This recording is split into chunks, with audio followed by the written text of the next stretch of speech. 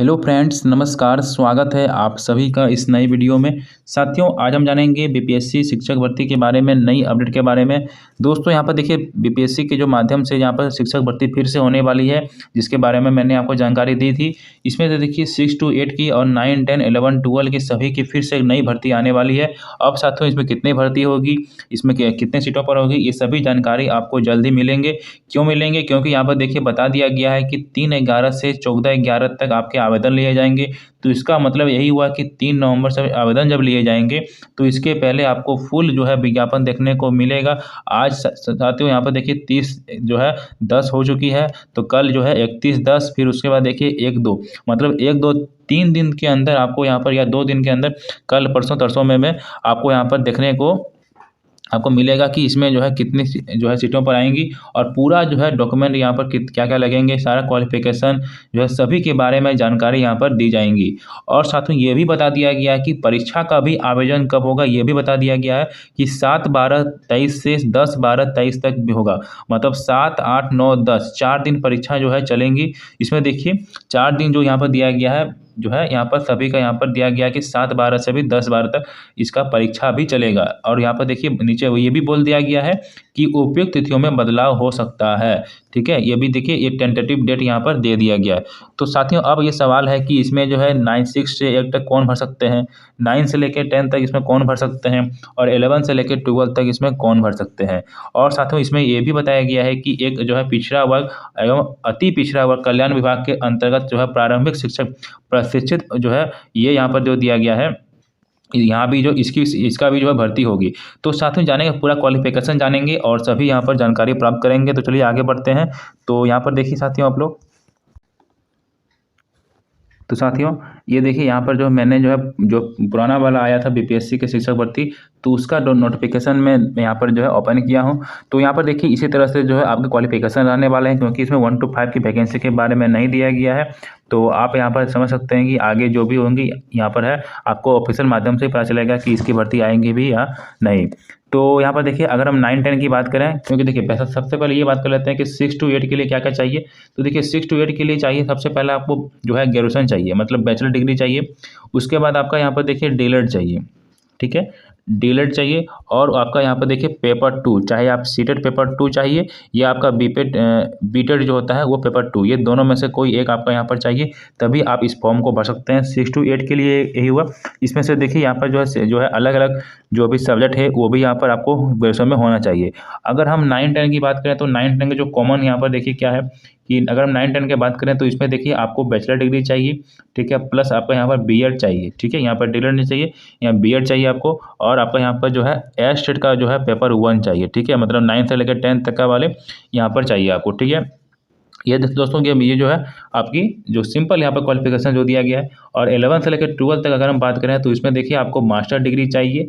ठीक है, master degree चाहिए, प्लस आपका यहाँ पर बीएड चाहिए, और यहाँ पर जो है आपका एस्टेट का पेपर 2 चाहिए। ठीक है, तो ये देखिए कॉमन जो है क्वालिफिकेशन है उसके बारे में हम लोग ने बात की। साथियों, अब यहाँ पर देखिए अलग अलग जो विषयों जो होती है उसमें कितनी सीटें किस कैटेगरी में आएंगी, ये सभी आपको ऑफिशियल माध्यम से जब भी विज्ञापन आएगा तब आपको देखने को मिलेगा।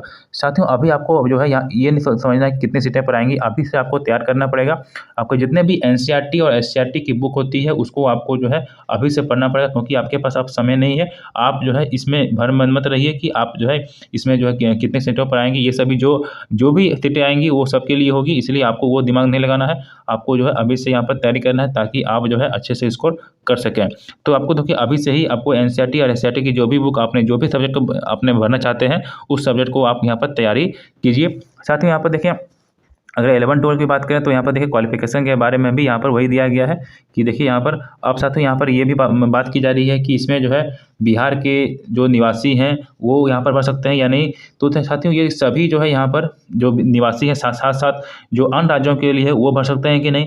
तो साथियों ये संपूर्ण जो है आपकी जो है जो भी आपकी यहाँ पर नियुक्ति होगी, इसके लिए आपको जो है जो विज्ञापन आएगा उसी में आपको यहाँ पर बता दिया जाएगा, इसलिए आपको ये टेंशन लेने की ज़रूरत नहीं है। अभी जो है यहाँ पर कोई भी अभी आपको यहाँ पर जानकारी नहीं आया गया है कि इसमें जो है क्या होगी। ठीक है, तो आपको सभी ये देखो ऑफिशियल माध्यम से मिलेगी। तो साथियों यहाँ पर देखिए अभी जो भी यहाँ पर मैंने जो बताया है इसको माध्यम से जो कॉमन जो चीज़ है वो मैंने आपको बताया, और बाकी जो भी आपकी यहाँ पर आएगी वो विज्ञापन के माध्यम से मैं आपको अपडेट करा दूंगा, इसलिए आप चैनल को सब्सक्राइब करें। साथियों अब यहाँ पर देखिए, अगर कोई मान लेते हैं देखिए 9 से लेकर 10 तक का है, अगर कोई गणित का विषय को लिए सेलेक्ट होना चाहते हैं तो उसमें देखिए उसको स्नातक स्तर पर गणित के साथ भौतिकी, इलेक्ट्रॉनिक्स, कंप्यूटर साइंस, रसायन विज्ञान और सांख्यिकी विषय में भी कोई 2 विषय जो है स्नातक स्तर का गठित होना चाहिए, अथवा इंजीनियरिंग से स्नातक होना चाहिए जिसमें जो है गणित की विशेषता हो। ठीक है, तो ये गणित के लिए हो गया। आपको विज्ञान के लिए है तो स्नातक स्तर पर जंतु विज्ञान, प्राणी विज्ञान, वनस्पति विज्ञान और रसायन विज्ञान के विषय में पठित हो, अथवा इंजीनियरिंग से स्नातक जिसमें विज्ञान की विशेषता हो।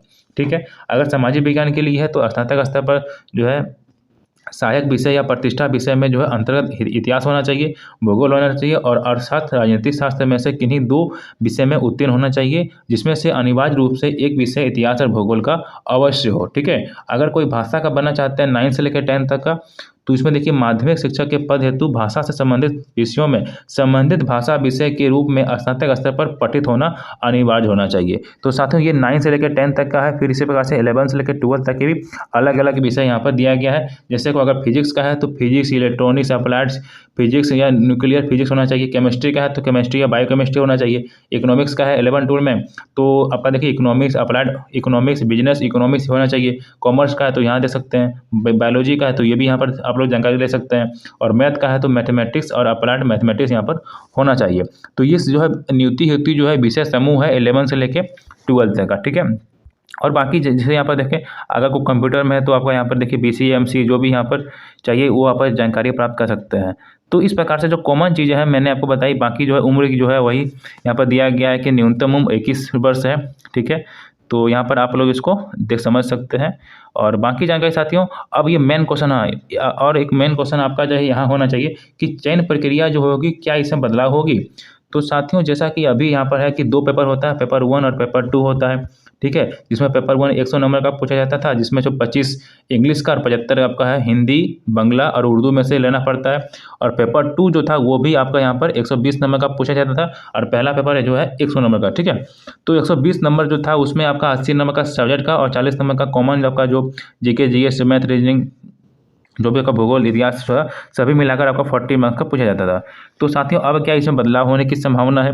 तो साथियों अभी कुछ भी कहना यहाँ पर जो है वो अभी यहाँ पर कुछ भी कहना अभी यहाँ पर कहा नहीं जा सकता कि इसमें जो है क्या इसमें बदलाव हो सकते हैं। और एक दूसरी बात ये भी है कि क्या इसमें नेगेटिव मार्किंग भी होगी। तो देखिए सभी का क्वेश्चन आपका जवाब जो है फाइनल नोटिफिकेशन आने के बाद ही पता चलेगा, इसलिए यहाँ पर जो अभी कुछ भी बोलना सही नहीं होगा। ठीक है, और बाकी जानकारी आप देखिए यहाँ पर सभी के बारे में यहाँ पर दिया गया है। साथियों अब ये भी आपको ध्यान रखना है कि यहाँ पर देखिए 3 बार ही परीक्षा में बैठ सकते हैं, ये भी पिछली नियमावली में दिया गया था। अब देखिए इसमें क्या लिखा गया है कि पहला जो है वो आपका पहला चांस खत्म हो चुका है। अगर आपने सेलेक्ट हुआ है तो ठीक है, अगर सेलेक्ट नहीं हुआ तो आपका पहला चांस खत्म हो गया है। अब ये दूसरा चांस आपका शुरू होगा फिर ये, और फिर एक और बार आप बैठ सकेंगे, मतलब 3 बार ही परीक्षा में भाग ले सकेंगे, इसके बारे में आप यहाँ पर समझ सकते हैं। ठीक है, अब साथियों इसमें देखिए आगे बात करें तो इसमें देखिए इस सभी के बारे में यहाँ पर जानकारी इस प्रकार से दी गई है। फॉर्म शुल्क की बात करें तो देखिए 750 रुपये यहाँ पर लिया जाएगा। ठीक है, और जो भी यहाँ पर देखिए SC ST के लिए 200 रुपया है, और सभी आरक्षित या अनारक्षित के लिए 200 रुपया, दिव्यांग के लिए यहाँ पर देखिए 200 रुपया, और अन्य सभी उम्मीदवारों के लिए 750 रुपया लिया जाएगा। और इसमें देखिए फी में भी अगर कुछ चेंजेस होती है तो आपको विज्ञापन में देखने को बाद ही पता चलेगा। तो साथियों इस प्रकार से मैंने जो है आपको जो कॉमन बातें मैंने बताई है कि आप इस भ्रम में मत रहिए कि अभी जो है क्या क्या बदलाव होंगी।